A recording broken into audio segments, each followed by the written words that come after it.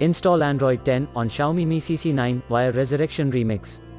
Please check the description for important notes and all the download links. First download ROM and GApps packages, then transfer the downloaded files to the phone storage, link is in the description below. Step 2. Boot your device into TWRP recovery. Once in TWRP, click on Wipe, Advanced Wipe, and select the check boxes, as shown in the image, excluding internal storage. Step 4. Swipe the button to wipe the device. Step 5. Go back to the recovery main screen, and tap on the Install button. Step 6. Navigate to the storage, and select the ROM zip file. Step 7. Finally, swipe the button on the screen, to install ROM file. Step 8. Flash the GApps zip package, in the same manner. Step 9. After GApps flashing completes, select Wipe Cache and Dalvik from bottom left side of screen, and swipe to wipe.